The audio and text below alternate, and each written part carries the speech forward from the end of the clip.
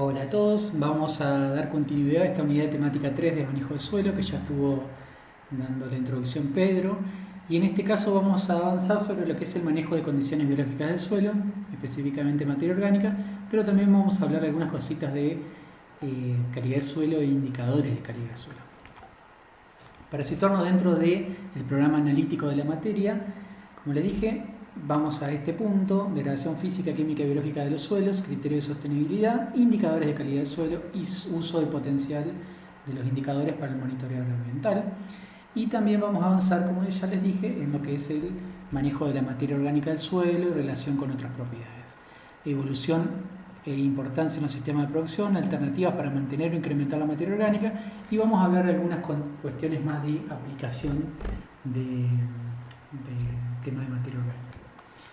¿Cómo vamos a desarrollar esta clase? Por un lado vamos a avanzar primero sobre la calidad de suelo e indicadores de calidad de suelo. Luego vamos a plantear lo que es la definición de materia orgánica, hablar de la composición y caracterización. Luego de los factores climáticos y de manejo que modifican la materia orgánica. Y por último vamos a hablar del balance de materia orgánica del suelo, y esto va a ser una introducción para el próximo video que lo va a desarrollar Miguel. Bien, ¿qué es la calidad del suelo? La calidad del suelo es la capacidad o aptitud de un suelo para sostener el crecimiento de los vegetales sin que esto resulte en la degradación del suelo o en un daño ambiental, ¿no? O sea, estamos hablando de capacidad de sostener un crecimiento sin que esto produzca un daño ambiental. La calidad del suelo en sí tiene dos partes. Una parte que es una calidad intrínseca y que cubre la capacidad inherente del suelo para el crecimiento de los cultivos, pero una parte dinámica que está influenciada por el uso y manejo del suelo. La calidad inherente del suelo es la calidad de cualquier suelo, va a depender en parte de la composición natural o inherente que tenga, en función de los materiales geológicos y de los factores o variables del suelo. Por ejemplo, el material parental o topografía. La mineralogía, la distribución del tamaño de partículas es algo que es estático y por lo general muestran pocos cambios. O sea, nosotros inherentemente tenemos un tipo de suelo acá en Entre Ríos que es distinto de los suelos que son, por ejemplo, en Buenos Aires. Y eso es algo que, como ya dice, depende de los materiales geológicos que tengan, de la topografía, de distintas causas de formación que tienen. Entonces, eso ya es calidad inherente que tenga ese suelo. Pero también existe una calidad dinámica y que engloba aquellas propiedades del suelo que pueden cambiar durante periodos de tiempo que son relativamente cortos. Por ejemplo, la materia orgánica del suelo y sus fracciones lábiles, ya vamos a ver un poquito a qué nos referimos con esto, los componentes estructurales del suelo y la macroporosidad, que estos pueden cambiar, ¿no es cierto?, en respuesta al uso y al manejo, y están fuertemente influenciados por las prácticas agronómicas. La materia orgánica del suelo es considerada un componente tanto inherente como dinámico, y lo vamos a ver desde los dos puntos de vista en esta clase. Para monitorear, ¿por qué es importante el monitoreo de calidad de suelo? Si nosotros queremos monitorear y predecir cambios en el potencial de los suelos para soportar el crecimiento de la planta, la habilidad para filtrar nutrientes y regular el flujo de agua a través del sistema suelo, se recurre al uso de un indicador. O sea, nosotros queremos monitorear algo, utilizamos un indicador. En este caso, un indicador de la calidad del suelo. ¿Pero qué es un indicador? Un indicador es una variable que resume o simplifica información relevante, haciendo que un fenómeno o condición de interés se haga perceptible mediante la cuantificación y comunicación de una forma comprensible. O sea, que sería, como dice, una variable que me va a resumir algo, me va a decir cómo está la calidad de, en este caso, un suelo. Me va a tratar de resumir cierta información. ¿Y para qué me sirven estos indicadores? Sirven para indicar una dirección o una acción. Y aquí es donde nosotros recurrimos, porque decimos, utilizamos un indicador para ver si una propiedad del suelo está aumentando, si se mantiene o está empezando a degradarse el suelo, ¿no? Y estos indicadores deben ser preferiblemente variables cuantitativas, ¿no? O sea, preferiblemente necesitamos algo que sea numérica, cualitativas o nominales, pero también pueden ser cualitativas, ¿no? Y en ese caso, cuando el atributo, cuando es difícil por alguna manera cuantificarlo por los costos, puede llegar a ser cualitativa. Y en este sentido, lo que buscamos es que me pueda decir si algo es muy bueno, regular y malo. Al menos eso que me puede indicar un indicador. Las principales funciones de estos indicadores son evaluar condiciones o tendencias, comparar transversalmente sitios o situaciones. Yo quiero comparar un campo de mío con uno de un vecino o 2 lotes distintos que tenga, yo puedo utilizar indicadores e ir viendo, haciendo un monitoreo para ver cómo van avanzando, y eso me permite, lo puedo utilizar para evaluar metas y objetivos. Yo me puedo proponer, bueno, mira, de aquí a 10 años quiero levantar los niveles de materia orgánica de tal lote o levantar alguna variable del suelo, y a su vez provee información preventiva temprana para anticipar condiciones y tendencias futuras. O sea, a través de indicadores nosotros podemos llegar a ir midiendo en distintos suelos y ir viendo si ese suelo se está empezando a degradar o no, o si el uso de una práctica de manejo nueva que querramos hacer puede estar afectando o no las propiedades del suelo. ¿Qué características debe tener un buen indicador? Deben ser limitados en número, o sea, no nos interesa tener 100.000 indicadores, sino tener 4, 5, 6, 10 indicadores que me puedan resumir de la mejor manera posible las características que puede tener de calidad un suelo. Algo importante es que estos indicadores no son, salvo algunos que pueden ser útiles en toda la parte del mundo, hay algunos que pueden ser más útiles para algunos tipos de suelo y para otros no, entonces es importante conocerlos, que sean manejables por distintos tipos de usuarios, que sean sencillos, fáciles de medir, de bajo costo, que tengan un alto grado de agregación, y a esto nos referimos que sean propiedades que resuman otras cualidades o propiedades, que sean interdisciplinarios, o sea, algo que me sirva en mi disciplina, la agronomía, pero pueda servir en otras disciplinas asociadas, que pueda incluir propiedades químicas, físicas y biológicas de los suelos, y que no posea, o sea, no poseer alta sensibilidad a los cambios climáticos y ambientales, pero sí lo suficiente para detectar cambios en tiempo por el uso y manejo de recursos. O sea, necesitamos que sea algo sensible para detectar cambios con el tiempo, el uso y los manejos, pero que no me cambie ante una lluvia o algo que me cambie continuamente, digamos. O sea, necesitamos eso de un buen indicador. Y aquí tenemos algunos ejemplos de lo que son algunos indicadores de calidad de suelo, ¿no? La materia orgánica y la estructura del suelo, o la agregación como está puesta ahí también, son uno de los principales indicadores a nivel mundial que se utilizan para caracterizar el suelo, ¿no? ¿Por qué? Porque la materia orgánica, por ejemplo, afecta el ciclo de los nutrientes, la retención de agua y pesticidas, la estructura del suelo. La infiltración también puede ser otro indicador, porque puede estar afectando el potencial de escurrimiento, el percolado del agua, la eficiencia de uso. Fíjense, tenemos la agregación, el pH, la biomasa microbiana. Este es un indicador de calidad biológica del suelo muy importante, porque me está hablando mucho de cómo es la actividad biológica de ese suelo, el ciclado de nutrientes, la capacidad que tenga para degradar pesticidas.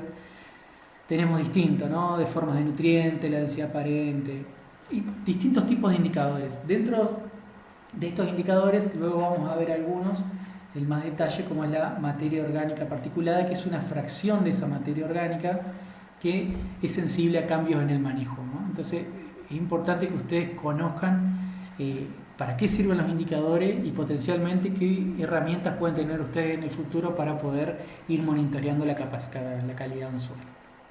Fíjense, acá tenemos algunos datos de Marcelo Wilson de INTA Paraná, donde él trabajó en tratar de detectar conjuntos mínimos de indicadores de calidad de suelo en 3 órdenes de suelo: Narjiduoles, Pelu-Ugarte y Ocracualfe del centro norte de Entre Ríos.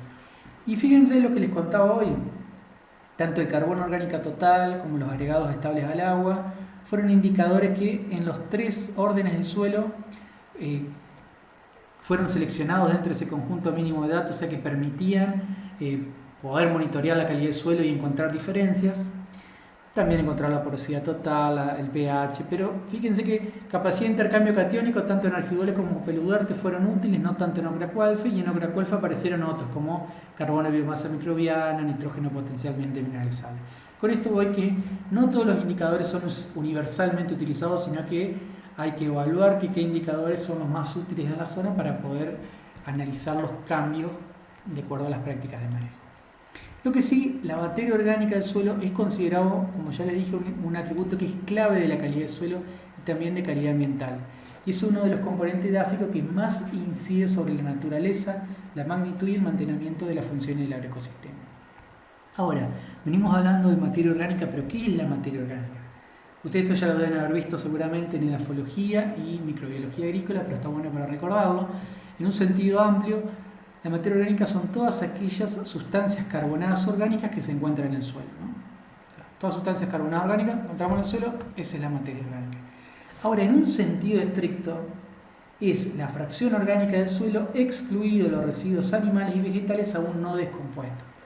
Y con esto les quiero comentar, ustedes cuando sacan una muestra, por ejemplo, de suelo y la quieren llevar a un laboratorio a analizar, llevan la muestra de suelo, excluyen los residuos vegetales que están en superficie, no llevan los rastrojos, pero a su vez cuando llevan al laboratorio, en el laboratorio se muele esa muestra y se tamiza por 2 milímetros. Eso es algo que ya está estandarizado en todos los laboratorios y se excluye todos los restos vegetales que aún no están en descomposición, ¿no? Entonces, sobre esa muestra de suelo es lo que analizan la materia orgánica y básicamente esa materia orgánica que se analiza en el laboratorio es más bien materia orgánica humificada o materia orgánica del humo, lo que estarían analizando, ¿no?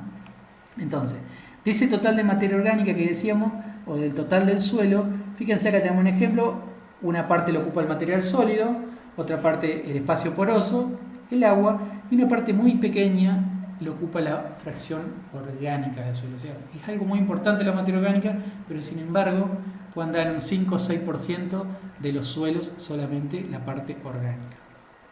Ahora, algo que es importante que veamos en este punto para poder avanzar es que los vegetales poseen en promedio un 40% de carbono en su composición.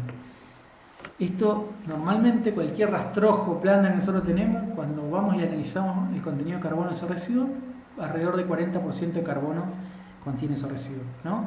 Pero mientras tanto el horizonte superficial del suelo, la materia orgánica humificada, que es la que medimos en el laboratorio, tiene en promedio un 58% de carbono. Entonces, generalmente es indistinto hablar de materia orgánica humificada o carbono del humus, siendo necesario aplicar un coeficiente, 1,72, para transformar la cantidad de uno en la del otro. O sea, nosotros conociendo el valor de carbono del suelo la podemos llevar a materia orgánica o al revés, de materia orgánica llevar a carbono. O sea, normalmente en muchos trabajos se habla de, por ejemplo, secuestro de carbono, captura de carbono. Estamos hablando de capturar ese carbono en la materia orgánica del suelo, pero básicamente se habla casi indistintamente de uno u otro porque la mayor parte de esa materia orgánica es carbono. Pero bien digo, la mayor parte. Hay una parte importante, casi el 98% entre el 95 y el 98% del nitrógeno total que está en el suelo está también formando parte de las fracciones orgánicas. El resto porcentaje son las partes inorgánicas que son tan útiles para los cultivos, para poder absorber los cultivos. También alrededor del 98% del azufre está en formas orgánicas, o sea, tiene una relación muy importante con la materia orgánica. Y se ha descrito que entre un 30 a un 50% del fósforo también está asociado con la materia orgánica del suelo. Fíjense, acá tenemos un esquema muy simplificado de lo que es el ciclo del carbono.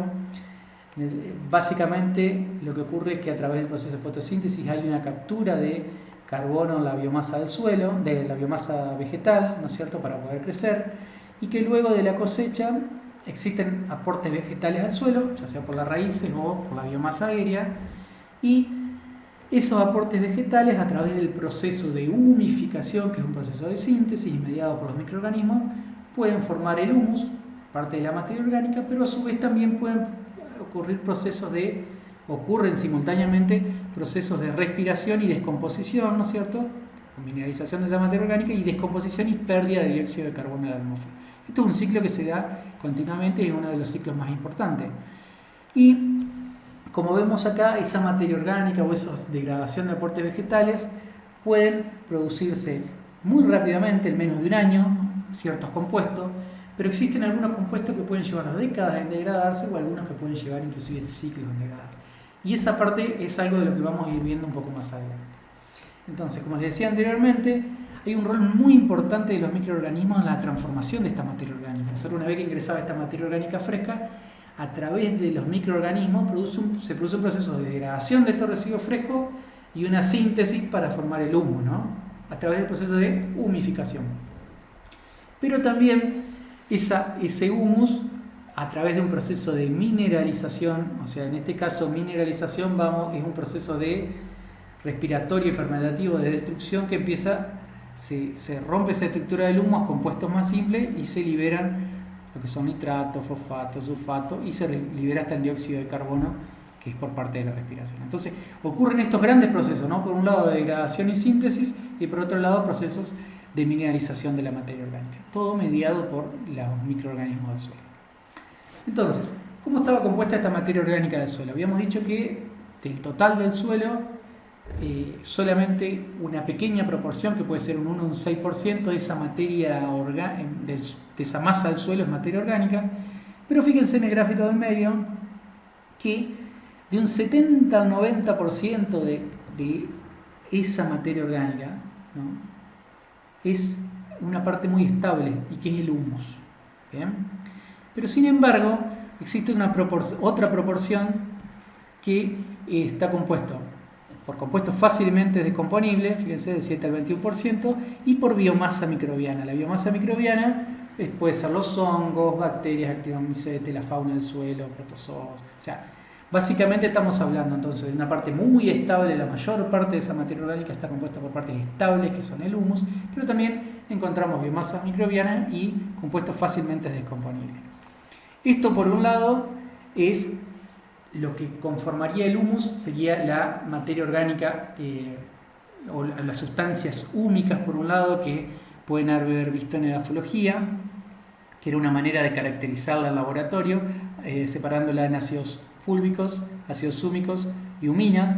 En este caso, los ácidos fúlbicos son más fáciles de degradar que los ácidos húmicos, y a su vez ellos más que las huminas. Las huminas es algo mucho más, o sea, son muy insolubles, y estos son trabajos que se hacen en el laboratorio con adiciones de ácidos o álcalis para ir separando distintos compuestos, ¿no? Eso es lo que se ha tratado en la idea de poder caracterizar esa materia orgánica, y se encontraba que estaba compuesta por estas sustancias. Pero también había gran cantidad de sustancias no húmicas, que son estos carbohidratos simples, lípidos, proteínas, o sea, partes por un lado lábiles y partes no lábiles de esa materia orgánica. Ahora, la materia orgánica en el suelo, ¿cómo la encontramos? ¿La encontramos suelta? ¿La encontramos adherida a los minerales? ¿Cómo la encontramos? Por un lado, la materia orgánica puede estar estabilizada químicamente, y esto puede estar adherida o asociada con sustancias húmicas, las que ya vimos, ácidos fúlbicos, húmicos y huminas, o bien sustancias no húmicas, proteínas, aminoácidos, lípidos, polisacáridos, ¿no? Puede estar con alguna estabilización química en algún momento, puede llegar a encontrar materia orgánica en ese estado, ¿no? Puede haber materia orgánica que esté protegida físicamente. ¿Y a qué nos referimos con esto? Esto es un proceso muy importante para la protección física. Es, por ejemplo, la protección que se produce dentro de un agregado de suelo.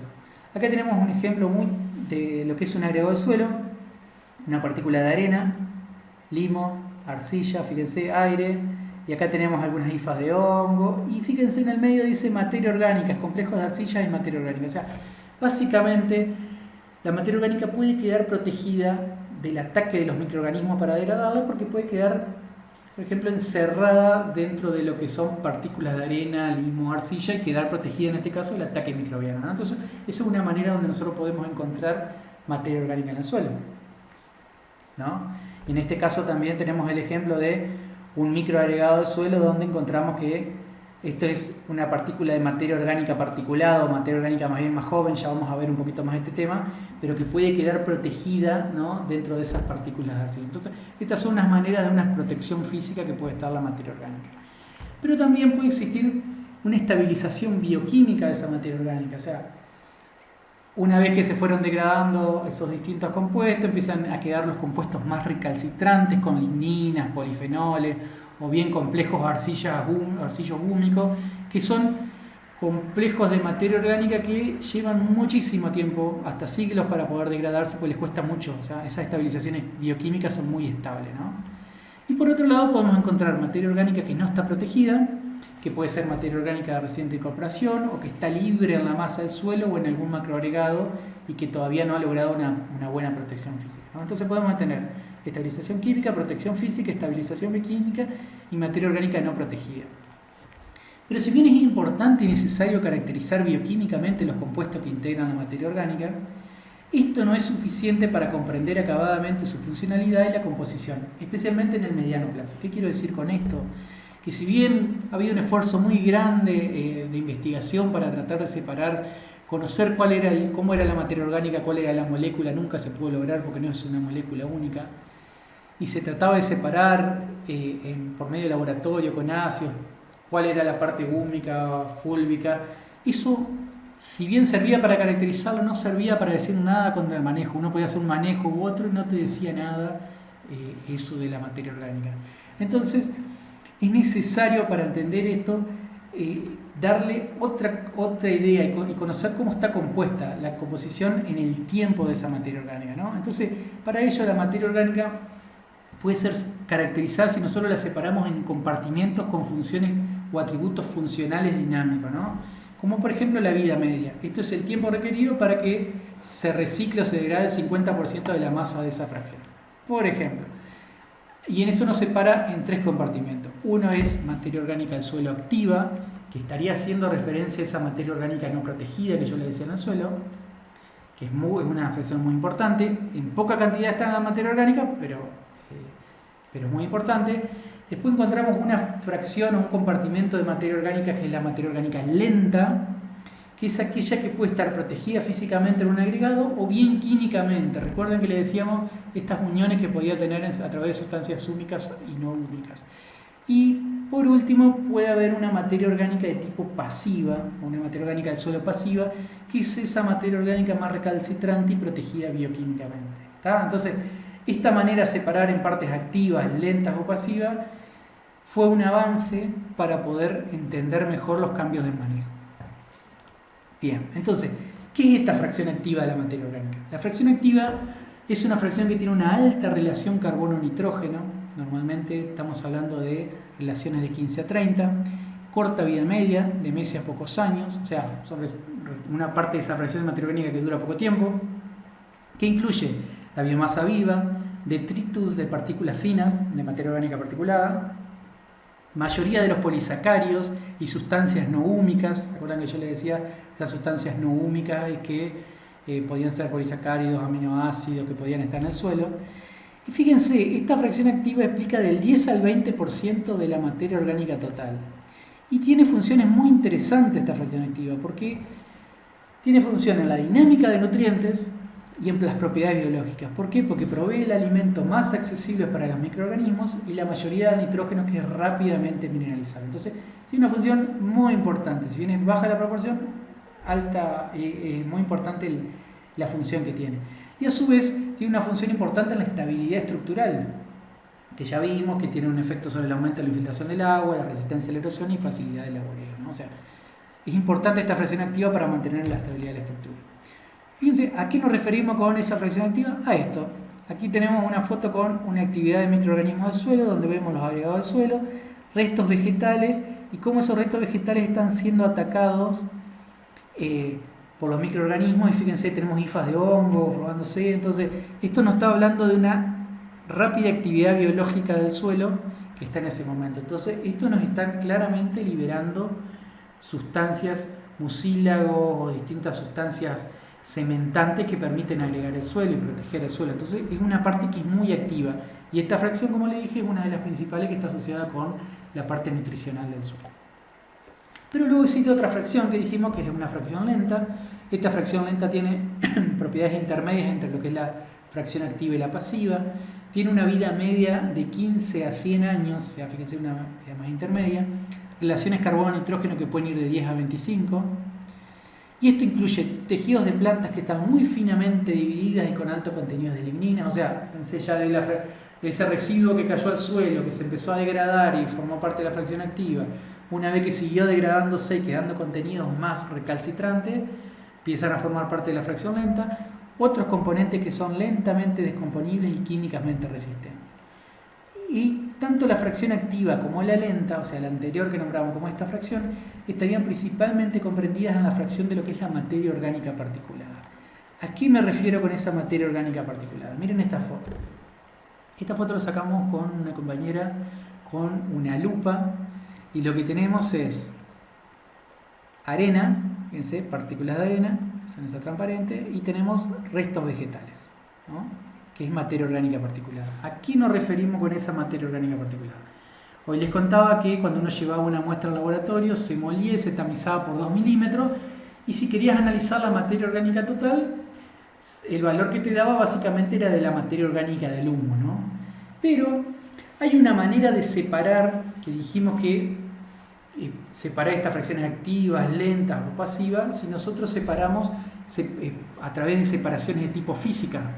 Una manera puede ser por densitometría, que es parte de una muestra de suelo molida en 2 milímetros en una solución de una densidad conocida, y todo lo que flota arriba puede ser una fracción que es más lábil que la que queda abajo, u otra que es como en este caso, que a esa muestra de suelo se la dispersa, puede ser con un agente dispersante como hexametafosfato de sodio, o bien con agua, con bolillas de vidrio. Se hace un agitado y luego se pasa por un tamiz de 53 micrones. ¿Por qué 53 micrones? Porque es el límite de las arenas con las arcillas y los limos. O sea, debajo de 53 micrones vamos a tener los limos y las arcillas, y por encima vamos a tener las arenas.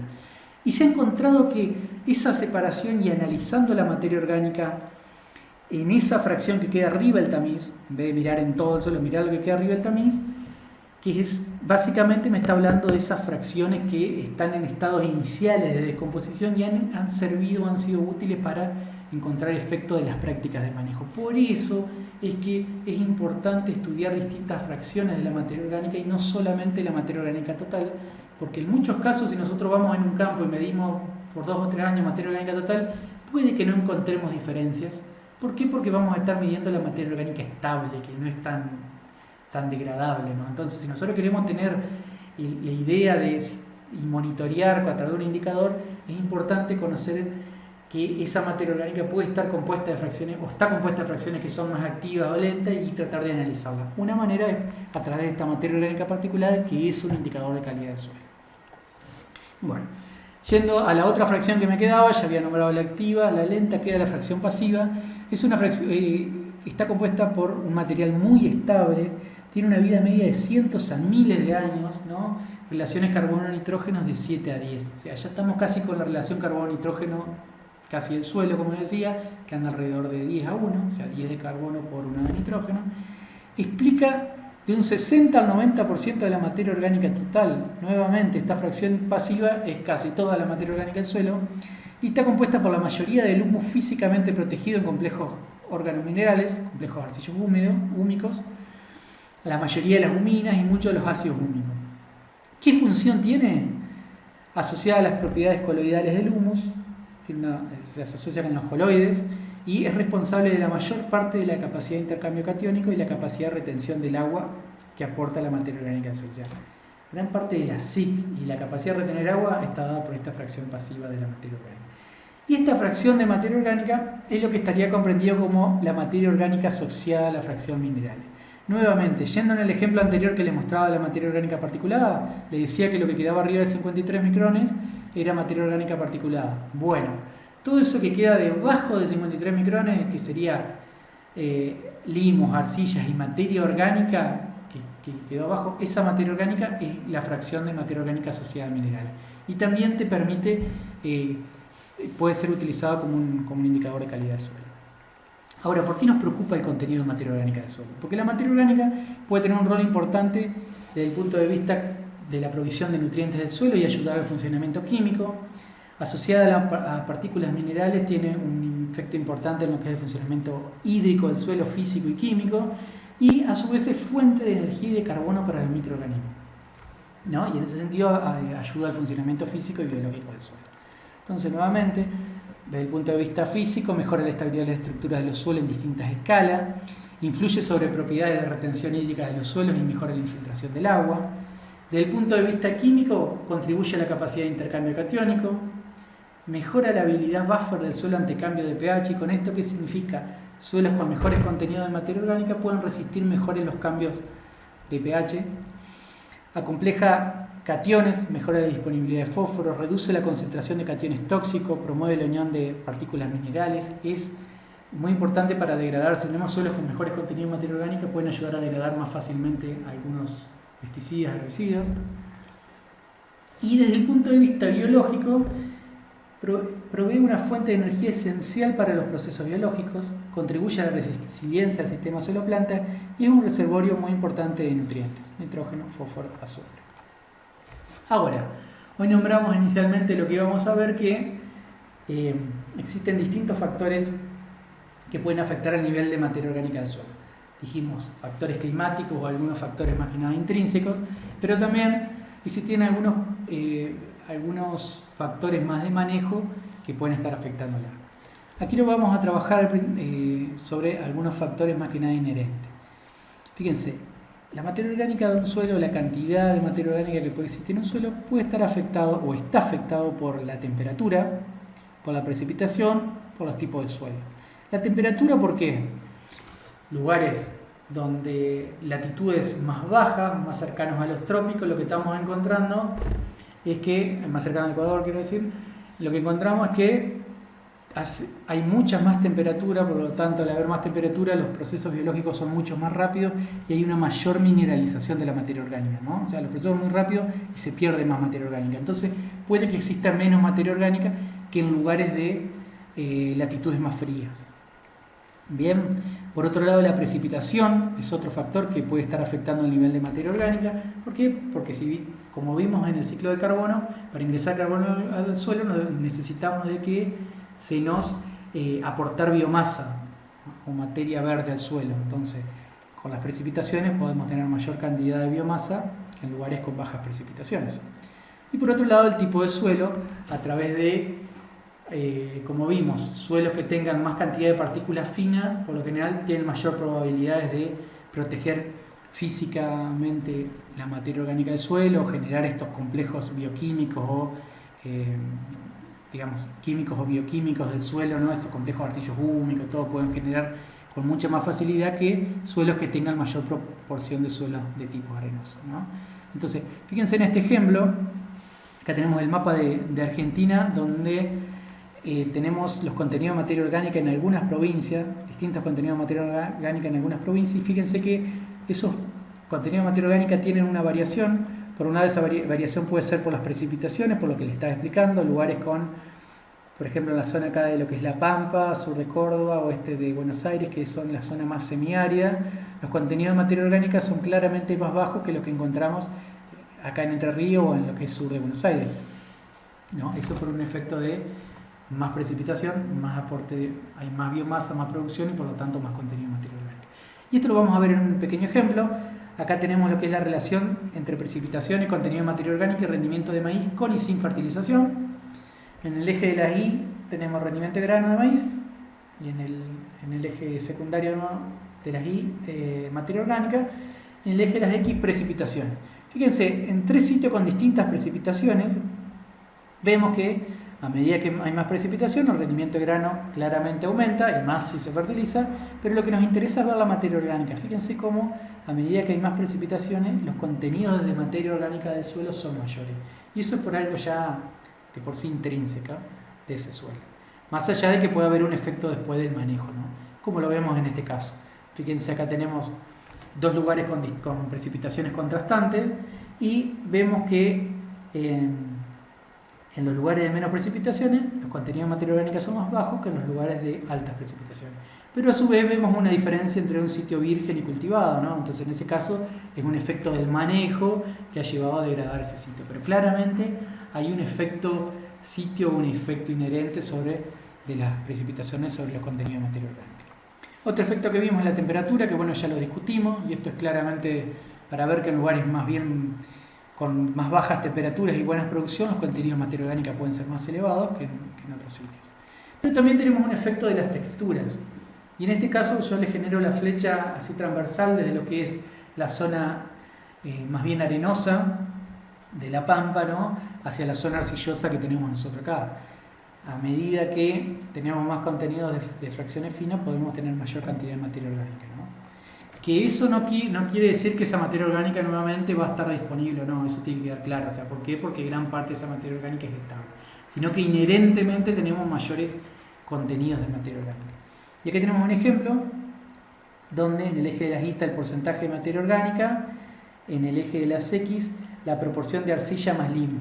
Y vemos que a medida que hay mayor proporción de arcilla más limo, o lo que es lo mismo, menor proporción de arena, los contenidos de materia orgánica suelen ser mayores, ¿no? Eso es lo que normalmente encontramos. Ahora, ¿qué efecto tiene? Dijimos que la materia orgánica tiene efectos sobre distintas propiedades y dentro de ellas mencionamos la retención hídrica, ¿no? Fíjense que suelos con mayores contenidos de materia orgánica o donde hay mayor contenido de materia orgánica, la capacidad de retener agua es mayor. Dicho al revés, en lugares donde puedo retener más agua es porque tengo más materia orgánica. Esto también lo podemos ver acá. Acá tenemos dos sitios con distintas rotaciones, una que venía con monocultivo de soja de varios años, que tenían bajo contenido de materia orgánica, y otro sitio donde ya venía con una rotación trigo, soja, maíz por más años, y vemos que acá se ha hecho con un infiltrómetro, se le ha puesto un colorante, y lo que se quiso ver es cuánto ingresaba, cuánto infiltraba el agua y en cuánto tiempo, ¿no? Y lo que se pudo ver acá es que en esa secuencia de monocultivo de soja el agua ingresó muy poco, como máximo 3 centímetros en el suelo. O sea, muy poco lo que ingresaba en esos lugares de baja materia orgánica. Imagínense que suelo con monocultivos de soja, lo que me está produciendo son degradación de la estructura, degradación del sistema porosa, esa interconexión de poros que hay. Y sin embargo, en la otra rotación, maíz, trigo, soja, con mejor materia orgánica, nosotros veíamos que ese colorante ingresaba mucho más en profundidad y mucho más parejo, ¿no? ¿Y eso por qué? Porque la interconexión del sistema poroso no se ha roto, ¿no? Eso es importante. ¿Qué otro efecto puede tener la materia orgánica que estuvimos nombrando? Efecto sobre la estabilidad de la estructura del suelo. Y aquí tenemos un gráfico donde vemos estabilidad de agregados y materia orgánica, y vemos que en la medida que tenemos más contenido de materia orgánica, en general la estabilidad de los agregados es mayor. Fíjense, estabilidad de agregados DMP, eso significa diámetro ponderado medio, que es una manera de medirlo, que es el milímetro, o sea, en milímetros de agregado. Y eso es lo que veíamos, o sea, a más materia orgánica, más estabilidad de agregado.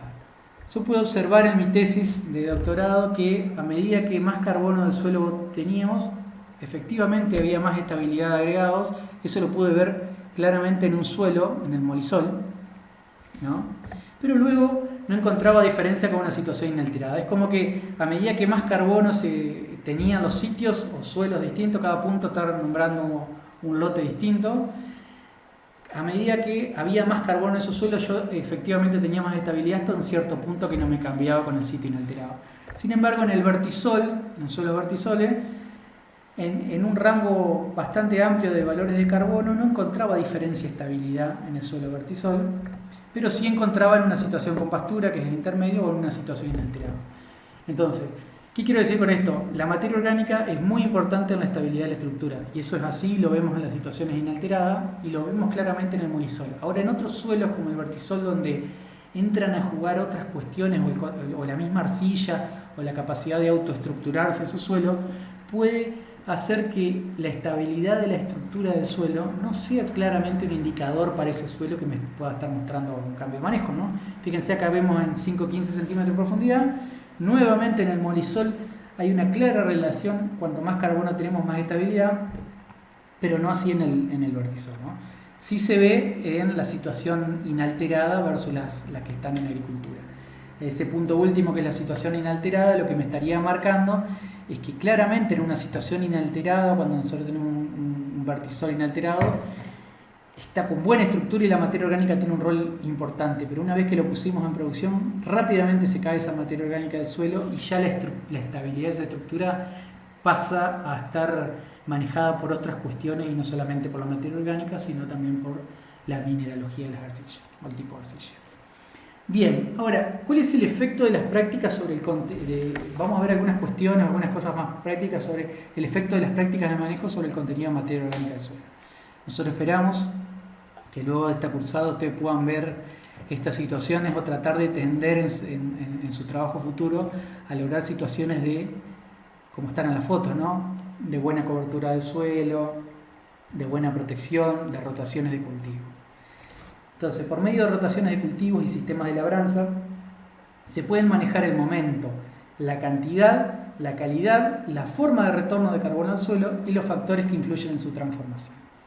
Y aquí quiero mostrarle algunos ejemplos para que vayamos entendiendo un poco por qué nos interesa la materia orgánica y cómo las distintas prácticas de manejo me pueden estar afectando los niveles de materia orgánica, o de carbono en este caso.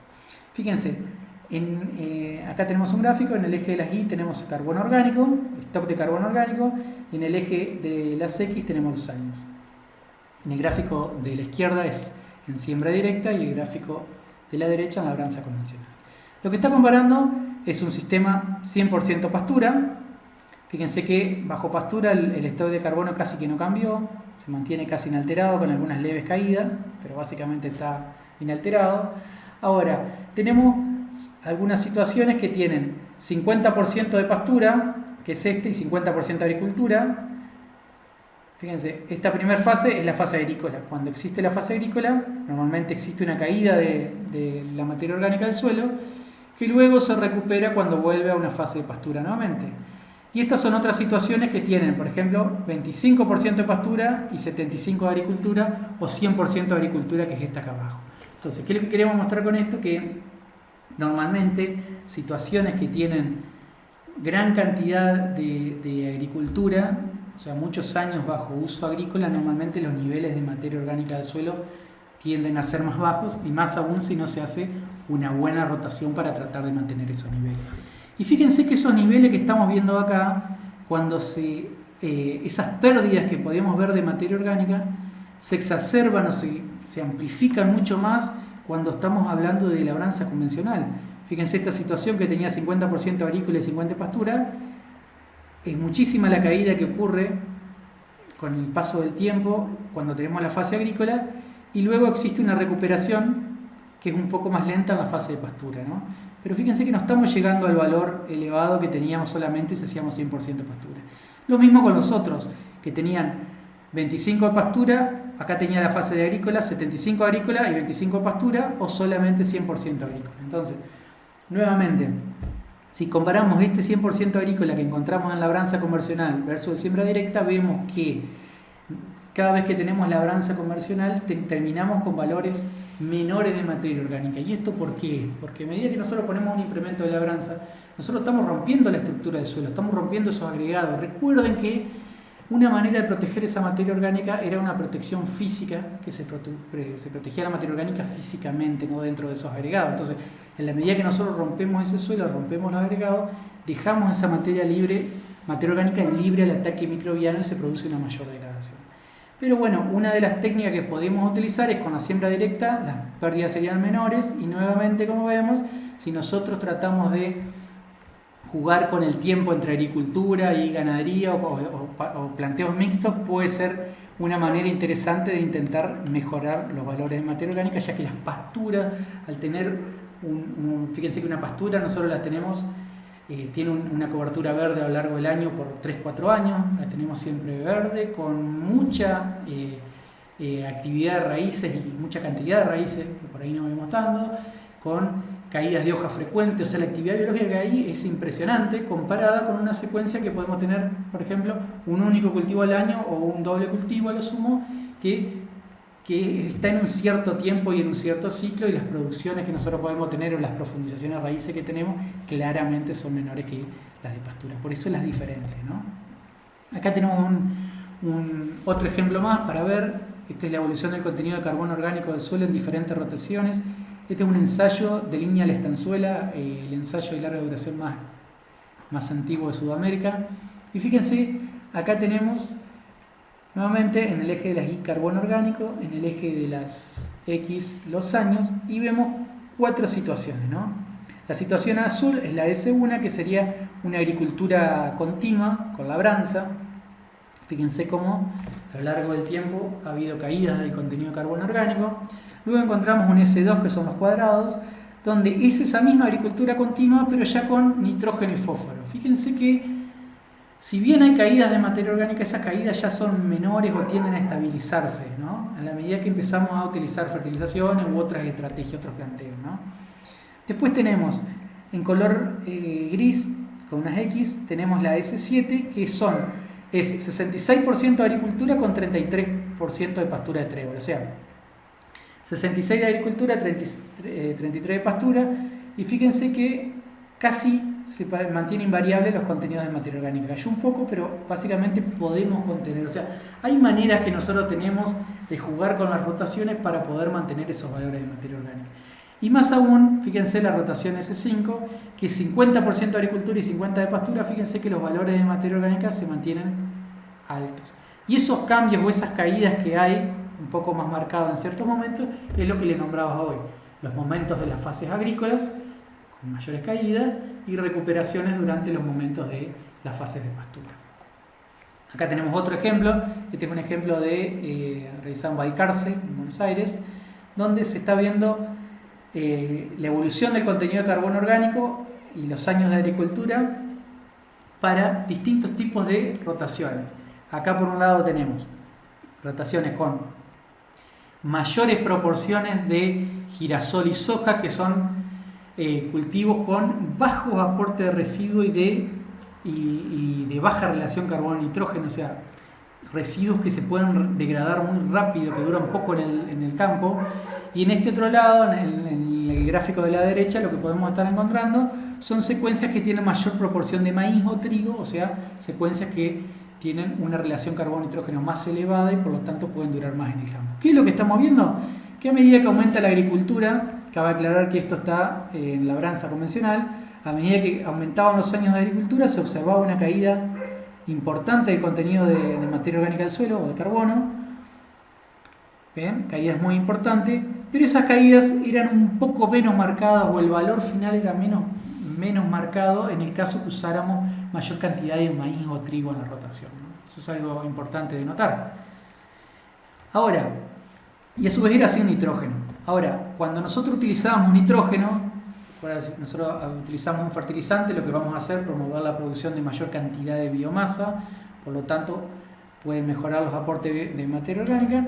Lo que veíamos que, si bien con nitrógeno las caídas podían ser algo menores, seguían existiendo caídas importantes. Y fíjense en estas que tienen mucha frecuencia de soja, trigo, fíjense cómo caían los contenidos de materia orgánica. Y sin embargo, en aquellas rotaciones que tienen más cantidad de maíz o trigo dentro de su misma rotación, las caídas eran algo menores. Entonces, ¿para qué nos sirve esto? Para pensar es que nosotros podemos jugar con el tipo de rotación, con niveles de fertilización, en la manera de poder aumentar la fase agrícola que tengamos o la fase de pastura. Nosotros podemos jugar, seguramente suelos que tienen mejor calidad o mejores contenidos de materia orgánica pueden durar un poco más de tiempo la fase agrícola y luego recuperar que un suelo que ya se encuentre con las funciones disminuidas o mucho más degradadas, ¿no? Eso es cuestión de ir analizando cada situación particular, pero eso es lo que uno puede desprender de esto. Y fíjense, acá está puesto en este mismo ejemplo qué es lo que pasaría si nosotros tuviéramos siembra directa. En el gráfico de la izquierda vemos que con siembra directa la caída podría ser bajo agricultura, existir, pero tal vez una caída menor si utilizamos, o sea, fíjense, utilizando distintas propuestas, siembra directa, con fertilización, con una buena rotación, las pérdidas que nosotros podemos tener pueden minimizarse o al menos pueden tratar de extenderse un poco más la fase agrícola. Acá va otro ejemplo para mostrarle. En este caso lo que tenemos en el eje de las X es el carbono del suelo, pero en este caso no estamos hablando del carbono orgánico total, sino que estamos hablando del carbono que está en agregados mayores a 2000 micrones, en los macroagregados del suelo. Recuerda nuevamente que en este caso estamos hablando de materia orgánica más bien activa o lenta que podía estar protegida en los agregados del suelo y por lo tanto es una fracción que es muy sensible a los cambios de manejo, ¿no? Y en el eje de la X la frecuencia de soja. Estos son los mismos puntos que vimos hoy para el tema de estabilidad estructural de carbono en un molisol y un vertisol, y vemos como a medida que aumentaba la frecuencia de soja en los lotes había menores contenidos de carbono en esos agregados. O sea, ese carbono que yo protegía, que me permitía mejorar la estructura del suelo, que me era fuente de nutrientes para los microorganismos y para las plantas, en la medida que yo tengo más cantidad de soja, hay una caída más marcada. Y esto claramente tiene relación con lo que vimos anteriormente, de que cultivos de bajos aportes de residuos y con baja relación de carbono-nitrógeno que se me degradan más rápido, ¿qué pasa? Me dejan el suelo muy expuesto a los factores erosivos, al impacto de la lluvia y a los distintos, factores erosivos, y hace de que se me vaya degradando más y perdiendo materia orgánica. Y acá vemos en el vertisol, si bien es menos notorio o es mucho más variable, también encontramos una caída el contenido de carbono orgánico en esos macroagregados con aumento de la frecuencia de soja. Bien, entonces, ahora mirando todas estas cuestiones de lo que estuvimos charlando, fíjense que ha habido una reducción importante en los contenidos de materia orgánica entre lo que son las situaciones inalteradas o prístinas y situaciones muestreadas. en distintos lados. Este es un ejemplo de la región pampeana, donde se mostró una situación inalterada y una situación y lotes de producción en Buenos Aires, Santa Fe, Córdoba, La Pampa, y se ha visto que normalmente, mientras los suelos prísticos, en este caso, fíjense, el sudeste bonaerense tenía 8,6% de materia orgánica, 5,5% tenían los lotes agrícolas, ¿no? En general hay cambios desde 36 o casi 40% a más del 55, casi 55% de materia orgánica, de reducciones de la materia orgánica en la vida. O sea, normalmente desde que empezó a ponerse en producción ha habido esas caídas, ¿no? Entre 30, 40 hasta 50% de los contenidos de materia orgánica. Y esto es importante que lo tengamos en cuenta porque con las prácticas de manejo que han ocurrido, que en estos últimos 20 años, con gran proporción de monocultivo de soja, con soja que ha estado avanzando sobre algunas zonas que tenían eran menos aptas. Ya estuvimos viendo en las clases anteriores el tema de la zona agroecológica que le mostraba Mariano, y claramente en la provincia encontramos zonas que son menos aptas o tienen más aptitud para cría que para agricultura. Bueno, la soja avanzó en muchos de esos lugares y son zonas que son menos aptas, y se encontró una gran degradación de los suelos y principalmente de la materia orgánica. Y al degradarse la materia orgánica estamos degradando la funcionalidad del mismo, ¿no? Entonces, aquellas acciones que a lo largo de una rotación incrementan la cantidad de carbono devuelto al suelo, como ser alta frecuencia de cultivos con gran volumen de rastrojo, sistema radical, fertilización, riego, hacen que la tasa de caída de la materia orgánica sea menor o que inclusive pueda haber una recuperación. Y eso es lo que pretendemos que ustedes se lleven de esta clase. Y otra cosa, para ir dando pie a lo que va a plantear Miguel, es que la dinámica de la materia orgánica claramente, por lo que estuvimos viendo, responde a una mecánica de un balance, ¿no? Que tenemos entradas y salidas. Entonces, si existe un balance, significa que nuestro carbono orgánico inicial más los aportes de carbono. ¿Cuáles son los aportes de carbono? Básicamente por los restos vegetales o animales también, y vamos a tener salidas de carbono que básicamente pueden ser por la respiración, que ya vimos, pérdida de dióxido de carbono, y como erosión, ¿no? Entonces ese es un balance que normalmente ocurre. O sea, esto que estamos viendo es lo que nosotros nos lleva a que podamos tener pérdidas de materia orgánica si estamos teniendo mayor erosión. La erosión, y más que nada acá en Entre Ríos, es una causa muy importante de degradación de suelo, y en la medida que se va llevando suelo, se nos va llevando materia orgánica, entonces vamos perdiendo materia orgánica en nuestro suelo y funcionalidad. Entonces, parte es la erosión, y a su vez por la mineralización misma de esa materia orgánica estamos emitiendo. Son vías de pérdida. Y vías de ganancia o secuestro de carbono es a través del aporte. Entonces nosotros, en la medida que podamos balancear nuestras balanzas más para el lado de generar mayores cantidades de aportes de vivos, ya sea por poner más cantidad de pasturas, o en vez de tener monocultivos, tratar de tener cultivos dobles, o utilizar cultivos de cobertura. Hoy se está tratando de avanzar bastante con el uso de cultivos de cobertura, no solo desde el punto de vista de materia orgánica, sino por su función que han tenido para supresión de malezas. Entonces, tener ese suelo vivo todo el año a través de cultivo es un paradigma que un poco ha ido cambiando. Lo que se pensaba antes, hace muchos años atrás, se planteaba de que los suelos había que dejarlos descansar, que era mejor para que se recuperen, y bueno, hoy ese paradigma ha cambiado. Se ha visto que en realidad no, hay que tenerlo vivo, hay que tener alimentando esos microorganismos del suelo para que me permitan secuestrar ese carbono. Entonces, dijimos que responde a un balance. Nosotros lo que vamos a estar trabajando en la cursada o en la parte práctica va a ser este método simplificado para estimar la materia orgánica, donde la materia orgánica final es igual a la materia orgánica inicial del suelo más los restos vegetales aportados, restos vegetales por un factor de humificación. O sea, cuánto de esos restos vegetales me van a formar parte del humus. Eso sería la ganancia o la parte positiva, y la parte negativa es cuánto de esa materia orgánica afectada por un factor de mineralización. Fíjense que es un balance sumamente simplificado. Acá no tenemos en cuenta la erosión, no tenemos en cuenta las distintas tasas que puede haber de entrada de una cosa u otra. Lo que sí es importante que ya van a verlo mejor, este método tiene en cuenta algunos factores de mineralización distintos. Por ejemplo, si son suelos distintos, como lisoles o vertisoles, o si son en labranza o en siembra directa, al menos para tener en cuenta el factor de mineralización en esas situaciones contrastantes. También existen otros balances simplificados, que uno de esos balances es el planteado por Roberto Álvarez y Heidi Steinberg de la UBA, que básicamente es similar. Ellos calculan ese balance teniendo en cuenta directamente el rendimiento de los cultivos, un coeficiente de aporte al humus. Ellos calcularon cuánto en experimentos con trigo, cuánto de ese residuo pasaba a formar parte del humus. Entonces tienen algunos valores. Básicamente sería comparable con el factor de humificación del método anterior. Y la parte pérdida, fíjense, carbono orgánico del suelo, 0,30, o materia orgánica inicial, y un coeficiente de mineralización, que en este caso es un coeficiente de mineralización única. Este autor encontró que para distintos cultivos, y sí, en realidad para distintos tipos de suelo, él veía que los valores de mineralización de la región pampeana, la materia orgánica del suelo de la región pampeana, correspondía a 0,057 por año. Entonces, ese es un coeficiente que utiliza. Pero también existen otros modelos mucho más complejos. No voy a entrar en esta parte, simplemente quiero que lo sepan, comentárselos.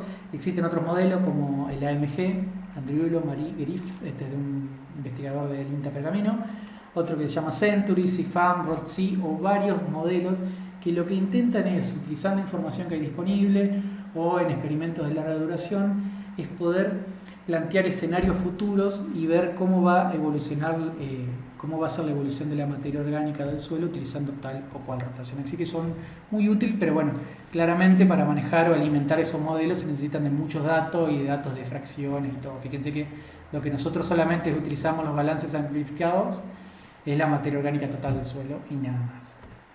Así que bueno, un poco para dar un cierre a esta clase, hoy estuvimos viendo lo que era calidad del suelo, indicadores. Quiero que les quede claro el tema de que los indicadores de calidad del suelo es algo muy útil para monitorear y para darnos una idea de una tendencia a un suelo, y que dentro de esos indicadores la materia orgánica y la agregación son uno de los más importantes, y si queremos ver cambios a corto plazo tenemos que recurrir a indicadores que me muestren más que nada parte de la fracción activa o lenta de la materia orgánica y no así tanto la pasiva. Entonces puede servir materia orgánica particulada, materia orgánica por densitometría, el nitrógeno potencialmente mineralizable, el carbono y biomasa microbiana, entre otros, ¿no? Después vimos también algo de definición de materia orgánica, composición, caracterización, la importancia de caracterizarla, cuáles eran los factores climáticos y manejos que modifican la materia orgánica, y bueno, y por último, lo que era este balance de materia orgánica, rápidamente, que ahora en el próximo video va a seguir Miguel avanzando sobre eso. Bien, sobre bibliografía recomendada, quería recomendarle el capítulo de manejo del suelo de intensificación agrícola, agua y materia orgánica, que está en el libro de Echeverría García, que es Fertilidad del suelo y fertilización de cultivo. Muy interesante cómo está planteada la parte de manejo de suelo y materia orgánica, así que se lo recomiendo. Al igual que el capítulo de materia orgánica, de balance de carbono orgánico en suelos cultivados, que está en este libro. En realidad este libro se lo recomiendo que lo lean, está bueno, porque te da toda una historia de la materia orgánica, de cómo fue evolucionando, bueno, está muy interesante. Y a su vez avanza sobre nitrógeno y sobre azufre del suelo. Así que es un libro también que tienen disponible en biblioteca y que lo pueden llegar a utilizar. Y a su vez, bueno, tenemos otros trabajos acá que hemos estado citando y que lo van a tener disponible dentro del aula virtual. Así que bueno, eso es todo y nos vemos en un próximo video.